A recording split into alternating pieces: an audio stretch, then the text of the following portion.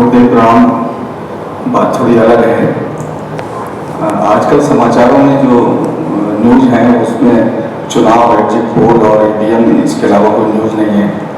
अभी सर मैं न्यूज़ देख रहा था यहाँ आने से पहले, तो नॉन स्टॉप अपडेट जो आ रही थी उसमें एक न्यूज़ आई थी कि दिल्ली में किसी बेटे ने अपने बाप को मार दिया, और वो इतनी मतलब जघन्यता से उसको जो है 50 टुकड़ों में लाश को फिर ब्रीफ केस में भर के वो ले गए। तो वो न्यूज़ जो है, मतलब आजकल कोई न्यूज़ नहीं है, वो बीच में आई थी, लेकिन वो एकदम आघात सा देके गई और वो जहन से निकल नहीं पाई। तो ये मैं आपसे इसलिए कह रहा हूँ कि ये न्यूज़ आती है और इस तरीके की न्यूज़, ये मतलब बड़ा अस्वाभाविक टाइप की ऐसी न्यूज़ है ये, तो ये कैसे है कि ये बहुत पीड़ादायक है। ये गुरुदेव कैसे इतना निर्मम कोई मतलब बेटा रिश्तों में जो इतना इससे करीब कोई रिश्ता नहीं होता, और इतनी निर्ममता कैसे घटित हो जाती है, किस तरीके से होती है गुरुदेव, मैं बड़ा जो है कंफ्यूज सा हो गया था। देखिए, रिश्ते, निर्ममता और जो ये इशू हैं, अगर हम इनको देखें तो इसमें कोई अस्वाभाविक और ऐसी अनोखी बात नहीं है। आए दिन कोई ना कोई घटनाक्रम होता रहता है। केवल रिश्ते बन जाने से व्यक्ति की अपनी प्रवृत्तियां नहीं बदल जाती, वो उसकी इनहेरेंट टेंडेंसीज हैं जो किसी न किसी फॉर्म में अभिव्यक्त होती हैं। और जैसा कि मैंने हमेशा कहा कि ये संसार द्वैत पर खड़ा है, अपने पोलर अपोजिट के साथ बैलेंस में है। कुछ लोग यूटोपियन थिंकिंग रखते हैं और एक यूटोपियन ड्रीम देखते हैं कि किसी दिन सब अच्छा हो जाएगा, संसार में कुछ भी बुरा नहीं होगा।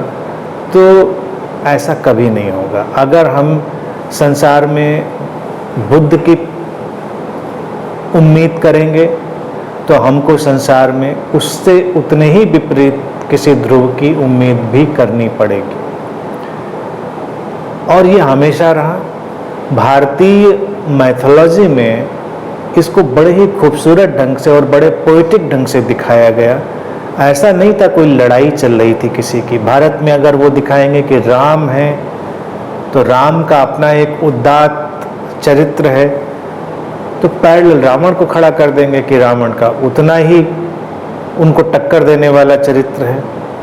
कृष्ण है तो कृष्ण के बगल में कंस को खड़ा कर देंगे। केवल उनके कहने का ढंग है, वो स्टोरी रिप्रेजेंटेशन है। ऐसा नहीं कि हुआ ही होगा कंस कोई या हुआ ही होगा रावण। ये सब हो भी सकता, नहीं भी हो सकता। इन लोगों का जो प्रेजेंटेशन था बड़ा ही वाइज और बड़ा ही टू द पॉइंट था। कहने का मतलब था कि ये उम्मीद मत करो कि अगर किसी दुनिया में राम पैदा हुए हैं तो अकेले राम ही रहेंगे, तो कहीं कोई रावण भी होगा। अब ये लड़ाई हुई, कौन जीता कौन हारा, ये हम लोग हमेशा सुखांत में बिलीव करते रहे। भारत में सारी कथाएं ज़्यादातर सुखांत होती हैं। शादी के बाद अक्सर कथा यहाँ पर अगर पुरानी कहानियाँ सुने वो सुखपूर्वक रहने लगे। आज सर्वे करो कितने लोग सुखपूर्वक रहने लगते हैं। मतलब इससे हास्यास्पद बात क्या होगी कि सब उतार चढ़ाव हुए, रोमांस हुआ और सब, उसके बाद कहानी जब वो मिले, उनका विवाह हुआ तो बस इसी पे स्टोरी एंड हो जाती। तो इस प्रकार वो सुखपूर्वक रहने लगे। क्योंकि हम लोग बुरी बातें नहीं करते रहे, ज़्यादा रियलिस्टिक होकर लोगों का मन खराब होता है, तो हमने कहा कि भाई ठीक है, सुखपूर्वक रहने लगे होंगे। अब राम रावण के युद्ध में राम ही जीते, कभी कभी ये भी हो सकता है रावण भी जीतता हो या कहीं कहीं जीता हो, कौन जानता है। कभी तमाम चीज़ें हो सकती हैं, लेकिन हम एक उम्मीद बचा कर रखते हैं कि जो अच्छाई है, जो डिविनिटी है, वो आगे जाती है। उसमें बस उनका कहने का प्रोसेस ये है कि डिविनिटी एवोल्यूशन का एंड है और उसके बाद चीज़ें डिसॉल्व हो जाती हैं। लेकिन जिस समय वो नकारात्मकता या वो अंधेरा हावी होता है, उस समय डिविनिटी कुछ कर नहीं पा रही होती। ये भी देखिए, माइथोलॉजी में भी देखिए, जब उभार है उसका तब तो आप कुछ कर नहीं पा रहे हैं। और उसके बाद एक कैरेक्टर खत्म होता है, फिर दूसरा पैदा हो जाता है। पौराणिक आख्यानों में जाएं, देवताओं असुरों के संग्राम में, तो वहाँ पर वो परपेचुअल एक, जैसे कहते हैं, वॉर चल रही होती है, तो एक रिप्रेजेंटेशन है, तो अच्छा बुरा सब चल रहा होता है। अभी ये न्यूज़ आपने देखी, मैंने भी अभी रिसेंटली, मैं तो टीवी देखता नहीं, तो ये सब झंझट से मैं बचा रहता हूँ। अब कल पता चल जाएगा क्या होना है, तो कल देख लिया जाएगा, पता हो जाएगा। तो इसी बीच मैंने भी दो बड़ी इंटरेस्टिंग न्यूज़ पढ़ी। एक तो आप ही की न्यूज़ से मिलती जुलती है कि एक हस्बैंड ने अपनी पत्नी को मोढ़ा जो बैठने का होता है वो उठाकर सिर पे मारा और उसको मार डाला, और फिर उसके मृत शरीर के साथ ही वो सोता रहा रात भर, न भागा, न बेचैन हुआ, न कुछ, मार दिया। अब नींद लगी होगी तो सो गया। अब ये भी तो टाइप है। अब आप सोचे कि कैसे कोई आदमी सो सकता है। भाई अगर आपको ही पता हो कि ये कोई लाश पड़ी है बगल में, तो आप तो घर छोड़ के भाग जाएंगे, और आपकी अपनी ही पत्नी की लाश हो और आपने ही उसको मारा हो, और सुबह जब पता चला तो पकड़ा गया व्यक्ति। एक तो ये न्यूज़ थी। ये लोगों के कैरेक्टर है। लेकिन इसके साथ एक और बड़ी इंटरेस्टिंग न्यूज़ थी, उसको कोई अच्छा मानेगा बुरा मानेगा, मुझे बहुत ही अच्छी हवा की तरह न्यूज़ लगी, बड़ी अच्छी, जैसे हवा का झोंका होता है। छत्तीसगढ़ की न्यूज़ थी। छत्तीसगढ़ में, और ये किसी सैनिक के परिवार के थी, कोई सैनिक था, तो वो छत्तीसगढ़ का जो भी इलाका होगा वहाँ पर उसकी शादी हुई थी, तो अच्छा भला उनका वैवाहिक जीवन चल रहा था, अभी यंग दोनों थे। और फिर उसी सैनिक की उसी गांव की, अपने ही गांव की किसी महिला से प्रेम संबंध हो गया, उसका अफेयर हुआ। ये बात उसकी पत्नी को पता चली। जब पत्नी को बात पता चली तो पत्नी ने उससे मुलाकात करी, उस महिला से। वो महिला उसको बहुत अच्छी लगी, तो पत्नी ने कहा ठीक है भाई, तुमको साथ रहना है, तुम लोग शादी कर लो। पत्नी ने प्रस्ताव किया कि मैं अलग हो जाती हूँ। पति ने कहा नहीं, मुझे तुमसे अलग नहीं होना है, उसके साथ भी रहना है। तो दोनों ने शादी कर ली।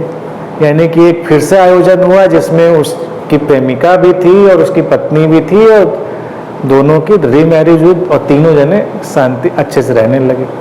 हिंदू मैरिज लॉ के हिसाब से देखा जाए तो ये लीगली पॉसिबल नहीं है, सामाजिक परंपराओं के लिहाज से पॉसिबल है।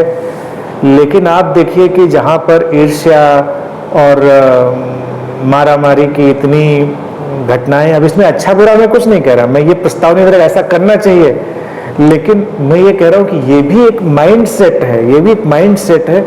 और अगर किसी गांव की महिला का भी माइंड सेट है तो आप देखिए उसका दिल का बड़ा होना, एक्सेप्टेंस का बड़ा होना और स्वीकार की एक अलग ही जोन में रहना, ये भी पॉसिबल है। तो इसको हम अच्छा ही कहेंगे। मेरी निगाह से ये एक अच्छी हवा के झोंके की तरह है कि लोग साथ रह सकते हैं। अब इससे कई लोग क्लू ले रहे होंगे कि ये हमारे साथ भी हो जाता तो हम भी सुखपूर्वक रहते। अब उनके घरों में वो नहीं पॉसिबल हो पा रहा है, तो अपनी अपनी डेस्टिनी है।